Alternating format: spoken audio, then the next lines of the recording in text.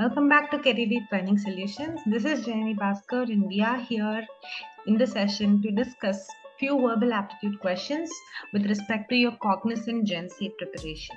Right now, let's very directly get into discussion of how this works. As we all know, there are three sections starting from quants, reasoning, and aptitude. Equal importance is given to all the three.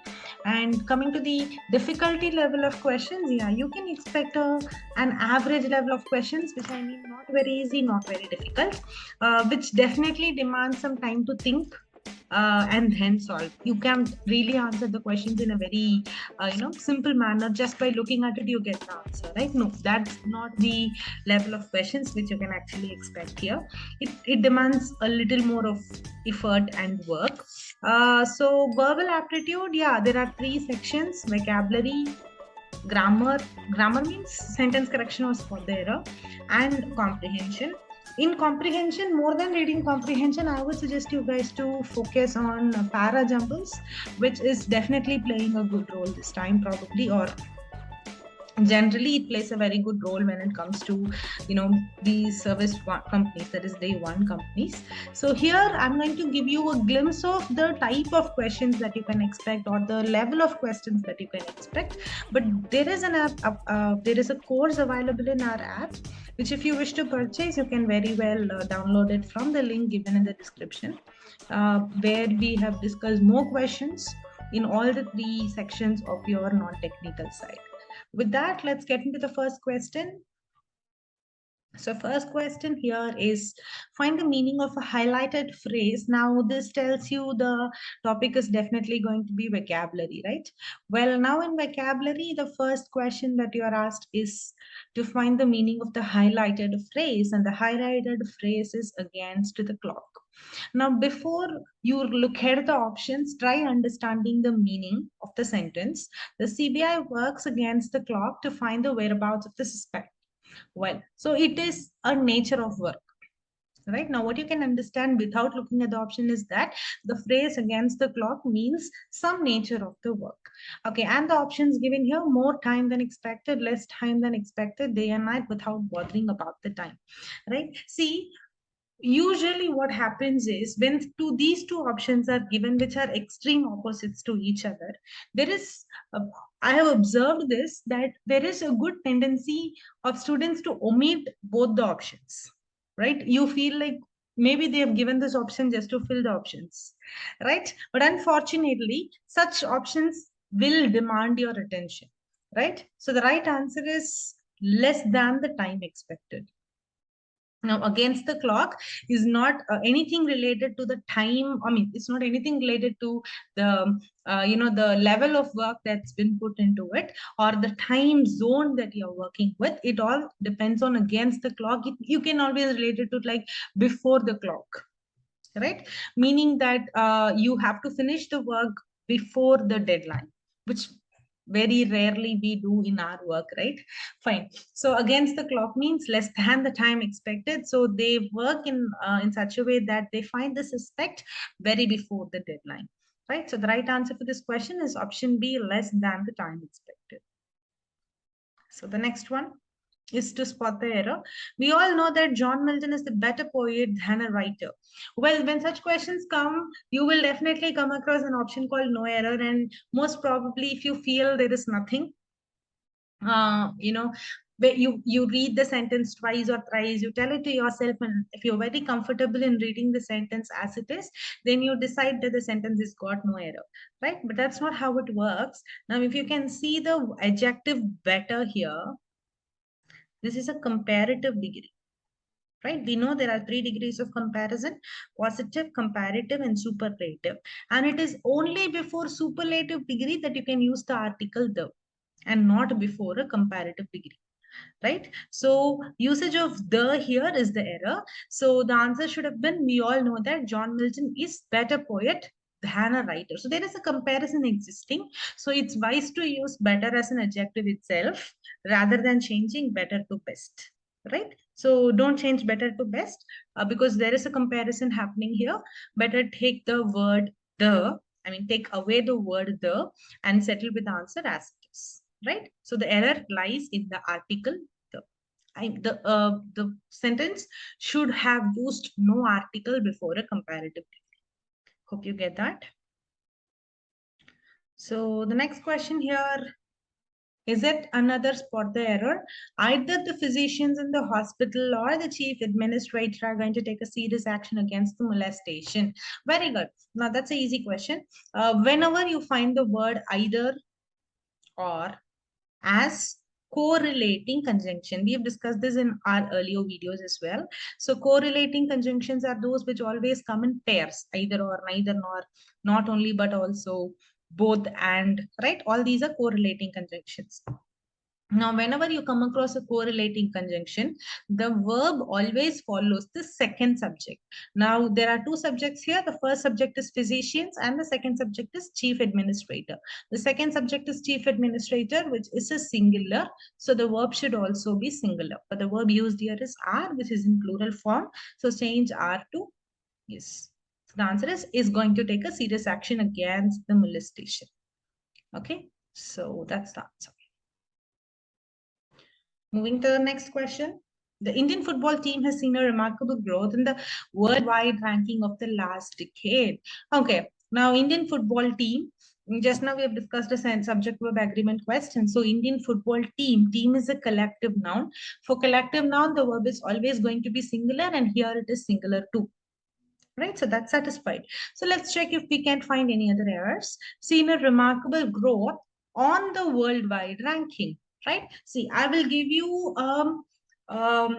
priority list in order, like what is the first thing that you have to look for in a sentence correction, right? So when you are given with the question of spot the error, first look for subject verb agreement error, right? If all the subject verb agreement rules satisfy, go for parts of speech error.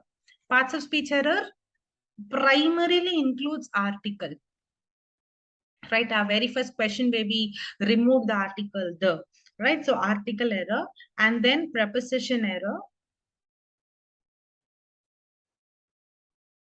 pronoun error, and finally, okay, sorry, you can go for adjective adverb error. Right, so it is in this order that you can go to check the sentence if it has got any error or not, right? So always start from subject verb agreement error because that is something which is something which you can find very common, right?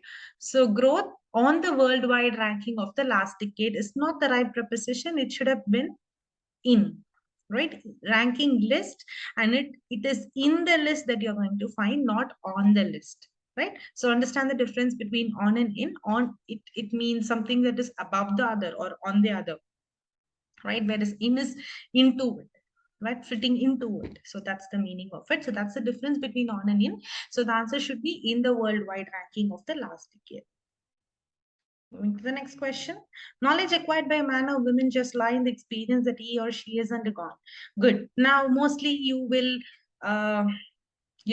come to a conclusion that the error will be in he or she because there is something different from what you usually see, what we normally see, right? But this is the right form of using a pronoun when the gender is not sure or not clear with, right? For example, if you get a statement saying one must be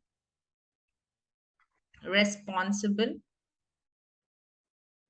for his duties, right? Then here in this sentence that you will have an error saying one must be responsible for his or her duties, right? So when the gender is not known, when the gender is uncertain, it's mandatory that you use both the gender pronouns, right? So here this is the right usage of pronoun, so we have to look for another error. Now knowledge is abstract noun, and now what is an abstract noun? Abstract nouns are something which can only be felt, cannot be seen, cannot be heard, and cannot be touched, right? So something that can only be felt is knowledge, and that knowledge always take a singular verb, right? Knowledge, lie is a plural verb. The answer should have been lies, right? Because we know for a verb to be singular, it should end in yes. right? For a verb to be singular, it must end in yes. The verb lie here is not ending in yes, so that's the error. The answer is lies. Hope you understood this. Moving to the next question. Well, you're going to find the synonym for the word reincarnate. Okay, now you have the options as repeat, restructure, reborn, regenerate. Well, all the options starts with RE. Good. So RE is a prefix meaning again, redo, rework, right? Something. So re has it as well. Now here is where I think you can very keenly observe if any of the root words can help you out. Okay, now look at the word incarnate. Okay, take off CARN alone. Okay, now try getting some words related to Khan. I think the first word that strikes you would be carnivore. Carnivore is animal, right? So when do we call an animal as a carnivore? When it eats flesh, right? So Khan is flesh or some living body, right? So that's how Karn is related to.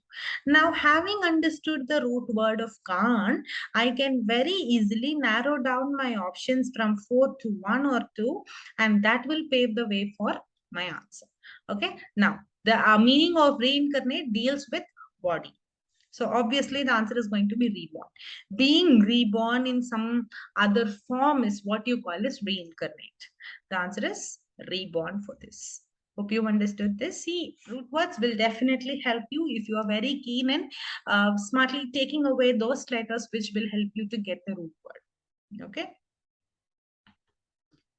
So the next question, choose the right synonym for the word proclaim. Well, proclaim rhymes with, of course, reclaim, but that's not the right answer, right? So yeah, proclaim is, see, when you call someone a pro, when someone masters it, when someone gets first in something, when someone scores first mark, when someone is best at it, you call the person as a pro, right? So you start letting things out. You start a mission, you start a slogan saying, uh, meaning that you are proclaiming things, right? For example, if you are initiating something and you set up a slogan, it is you who started, it is you who start the mantra. Then instead of telling I started the mantra, you can say I proclaimed the mantra. I proclaimed the saying, right? So proclaim is claiming something for the first time by the first person. So in that way, the answer is going to be announce. It's not reclaiming. Reclaiming is doing it again, but proclaim is done at the very first time. So the right answer for this is announce. Okay, something that's very similar to the meaning of proclaim is announce. So that's the answer. Moving to the next question, antonym for the word imperative. Well, imperative, I think you all would have heard this word in your school for sure, but maybe now you fail to get it. Okay, imperative is a type of sentence that you might have learned in your grammar, right? See, simple sentence, compound sentence, complex sentence, leave it aside. You have other four sides of types of sentence namely exclamatory, interrogative, what else? Declarative and imperative. Now, if you know what an imperative sentence is, then this question is really easy. What is imperative sentence? An imperative sentence is something that is a request or a command to make something happen for sure. You need to get that thing happen. You need to have your dinner ready at 8 p.m. for sure. So that is imperative. You order something to be done, or you request so that the thing gets done. All you need is to get it done, right? So in that way, the answer is going to be optional, because the question is choose the right antonym for the word, meaning you have to find the opposite of the word imperative. The right answer is optional. If you look for compulsory, then that is the synonym. So see, beware of this. In a question, you may have options where one is antonym and one is synonym. Look at the question of what is asked, whether the synonym or the antonym. Think of it before you give the answer. Hope you understood this. So the next question is the right antonym for the word perennial. Now, perennial, I think that's a very common word. The answer is obsolete. The antonym for perennial is obsolete because perennial is everlasting, right? Or if you even do not know the word meaning of the word perennial, look at the other options: steady, unchanging, irreversible. Irreversible is staying constant. Steady is the same. Unchanging is also the same. Without having any change, it stays the same. So steady, unchanging, irreversible are closely related to each other in such a way that it's going to remain the same without incurring any change, right? So the odd one of the options is obsolete, and obviously that's going to be your answer, right? The right answer is option number C. Okay, who understood this? So the next one is this. You're going to arrange these sentences in a very meaningful way. Well, now this is what I mentioned as para jumbles. Okay, for this you have certain conditions or you have certain hints that may help you. See, for example, the first, look at all the 6 sentences, right? It is in option number C, statement number C. You have the noun Mr. Khani. Okay, for example, if I give you a topic, speak about your favorite leader, speak about your favorite cricketer or favorite sportswoman, something, right? What happens? It is the very first time that you mention the name, and after that, you go for pronouns, right? So, this is an indication that it is the noun that always comes first. Okay.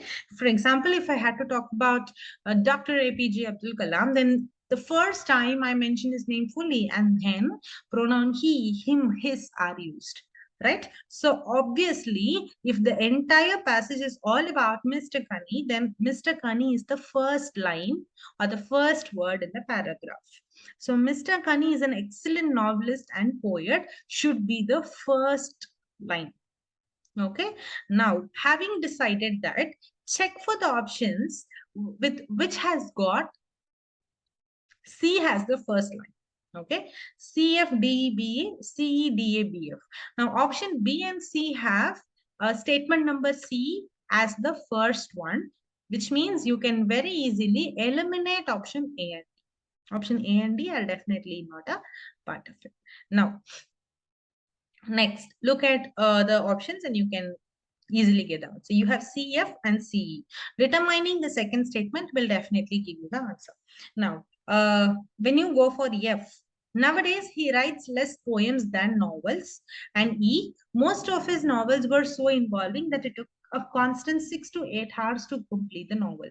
Now, both seem to be the second statement, either of which can be the second statement, right? So you can't decide anything with this now. So what you're going to do is, read all the 6 sentences and check if you can make any pair between the sentences. For example, the conjunction, however, in fact, right? All these are what we call as keywords or adverbs, right? Now, this will definitely help you to exhibit a relation with other sentence than itself. Okay. Now, however, his poems are not interesting, which is a contradicting statement. Right? His poems are not interesting, which is a negative way of telling something, which means, and if this negative is the contradiction, the earlier statement should have been a positive one, right? Only then the word, however, will rightly fit here, right? So the first one should have been positive, so that now the second sentence is becoming negative. Now, let's check for it. So before ye, you must have a positive statement. Okay. Look for the other sentences. As his novel yields him a good income, he might quit his poem career. That's different. In fact, he earned many prestigious award for his novel. Yeah. Now this is a positive one. So obviously this can fit before A, making B and A as a pair of sentences coming together. Right? Now, which of these two options have D and A together? It's an option C, right? So obviously that's going to be your answer, right? If you are not able to develop a story or develop a paragraph out of the given statements, look for these small hints which can definitely help you to get. All right. So in this way, you can easily get your answer as option number C. Hope you understood this. So moving to the last question. Last night after the party, he banked up his car and ended up shelling out rupees 10,000 rupees. Now here, shelling out is yet another phrasal verb. Okay, but what is highlighted is only banked up. Now, since the amount is given, you know this banked up is something related to usage of money, right? So the options are bought impulsively, damaged badly, got repaired, losing control. And if you do not know the meaning of the word impulsive, it means you do something without even giving a second thought. Immediately you think of something and you start doing it. Immediately you think to prepare something. Immediately you think to study something. You, without giving it a second thought, you sit and start doing it. So that is impulsive, right? So being impulsive. So he bought impulsively his car. So if he is buying it only, then that cannot be his car immediately. I mean, he can't do it before buying it. He can't have he can't show the ownership before he buys it. So this is good logic to avoid option number A. So you're left with option B, C, and D. Okay. And the highlighted phrase is banged up, whose actual meaning is damaged badly. Right. So damaging something is what you claim in a phrasal verb format is banged up. Right. So banged up means damaged badly. So the right answer is option B. Hope you are clear with all these questions that we have discussed so far. If you are interested to learn more questions like this, there is the link available in the description box. You can check it out. Yeah. So wish you all the very best for your future endeavors. Thank you so much. Have a nice day.